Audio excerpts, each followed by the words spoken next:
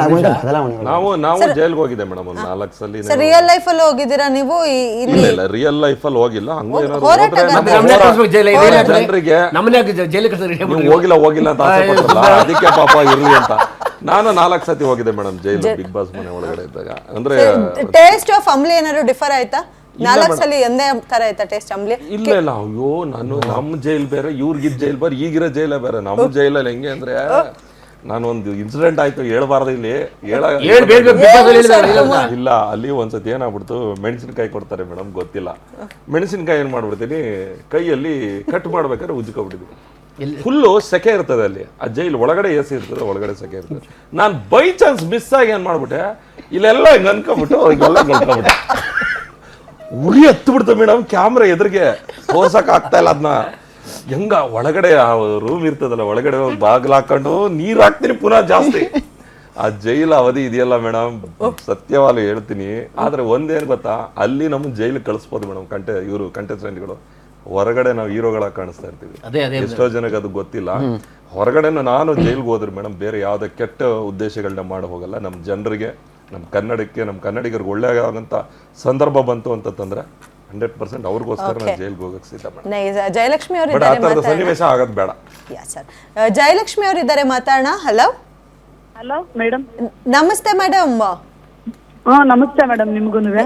ಹೇಳಿ ಮೇಡಮ್, ನೋಡ್ತಿದ್ದೀರಾ season 12 big boss? ಹ್ಞೂ ಮೇಡಮ್, ಒಂದ್ ದಿವಸನೂ ಬಿಡದೆ ಫುಲ್ಲು ನೋಡಿದೀವಿ ಮೇಡಮ್. ಯಾರು ತುಂಬಾ ಖುಷಿ ಆಗಿದೆ? ಯಾರು ಎಲಿಮಿನೇಟ್ ಆಗಿದ್ದು ನಿಮಗೆ ಬೇಜಾರಾಗಿತ್ತು? ನಮ್ಗ ಎಲಿಮಿನೇಟ್ ಅಭಿ ಆಗಿದ್ದು ಬೇಜಾರಾಯ್ತು. ಓಕೆ. ಈಗ ನಮ್ಗೆ ಗಿಲ್ಲಿನೇ ವಿನ್ನರ್ ಆಗ್ಬೇಕು. ಲಕ್ಷ್ಮಿ ಅವರೇ ಹೇಳಿ ಸರ್. ಜಯ ಯಾರಿಗೆ? ಜಯ ಗಿಲ್ಲಿಗೆ ಬರ್ಬೇಕು ಸರ್, ಯಾಕೆಂದ್ರೆ ನ್ಯಾಯವಾಗಿ ಆಡಿರೋದು ಅವರೇನೆ sir. Thank you so much. ಮಾತಾಡ್ದವ್ರೆಲ್ಲ ಜಯ ಗಿಲ್ಲಿದಾಗ್ಲಿ ಅಂತ. ಆಚೆಗಡೆಯಿಂದನೂ ಪ್ರೆಷರ್ ಹಂಗೆ ಇದೆ ಪಾಪ. ಬಿಗ್ ಬಾಸ್ ಏನ್ ಡಿಸಿಷನ್ ತಗೋತಾರೋ, and vote also matters a lot. ಅಲ್ಲೂ ಕೂಡ ಅವ್ರಿಗೂ ಕೂಡ ತುಂಬಾ ಏನ್ ಓಡ್ತಾ ಇದ್ದಾರೆ, ಅವ್ರಿಗೂ ಕೂಡ ತಲೆ ಇದಾಗ್ತಿರಲ್ಲ. ಯಾಕಂದ್ರೆ ಅವ್ರಿಗೂ ಓಟ್ಸ್ ಬರ್ತಿರುತ್ತೆ, ಇವ್ರಿಗೂ ಓಟ್ಸ್ ಬರ್ತಿರುತ್ತೆ. ಆ ಒಂದು ಸಿಚುವೇಶನ್ ಇದೆಯಲ್ಲ. ಆಮೇಲೆ ಫೈನಲಿ ಸುದೀಪ್ ಸರ್ ಒಂದ್ ಕೈ ಮೇಲೆ ಹತ್ತಾರಲ್ಲ, ಅಮೇಜಿಂಗ್ ಕ್ಷಣ ಅದು. ಯಾರು ಅದನ್ನ ಗಿಲ್ಲಿ ವಿಚಾರದಲ್ಲಿ ನೆನ್ನೆ ಸಂಕ್ರಾಂತಿ ಹಬ್ಬದಲ್ಲಿ ದನ ರಾಸ್ಗಳನ್ನ ದಾಟಿ, ರಾಸ್ಗಳ ಮೇಲೆಲ್ಲ ಫೋಟೋ, ಟ್ಯಾಟೂಸ್. ಹೌದು, ಒಬ್ಬ ಕಂಟೆಸ್ಟೆಂಟ್ ಆಗಿ ಯೋಚನೆ ಮಾಡ್ತೀನಿ ಮೇಡಮ್. ಅದು ಬಹಳ ತುಂಬಾ ಅದು ಹೈಪ್ ಆಗಿದೆ ಮೇಡಮ್. ಯಾವ ಸೂಪರ್ ಸ್ಟಾರ್ಗೂ ಇಷ್ಟೊಂದು ಪಬ್ಲಿಸಿಟಿ. ಓಟು ಇಂಪಾರ್ಟೆಂಟ್ ಆಗುತ್ತೆ ಮೇಡಮ್. ಎಲ್ಲರೂ ಓಟ್ ಏನ್ ಹಾಕ್ತಿವಿ, ಈಗ ನಾಳೆ 10 ಗಂಟೆ close sir.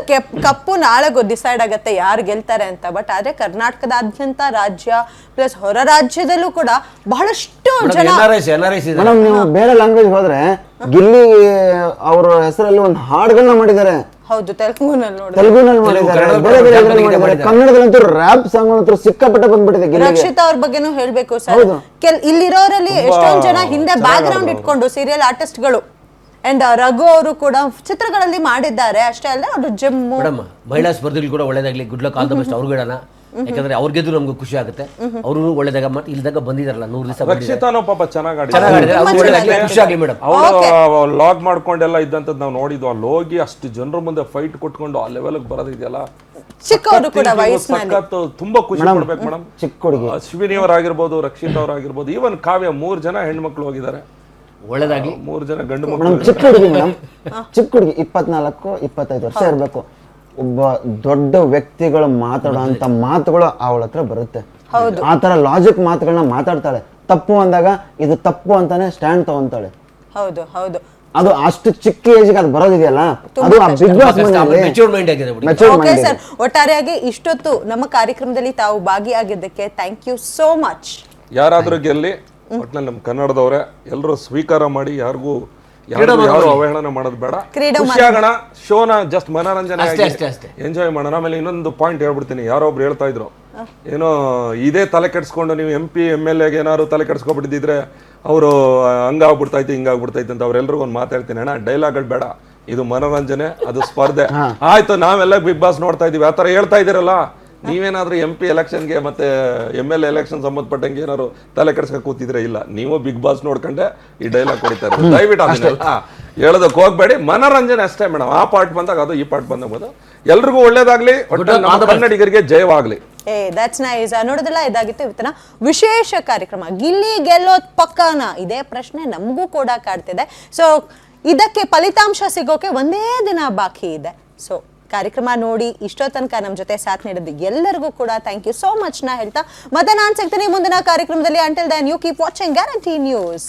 This is Adarshini signing off along with Bigg Boss ಮಾಜಿ ಕಂಟೆಸ್ಟೆಂಟ್. Take care. ನಮಸ್ಕಾರ.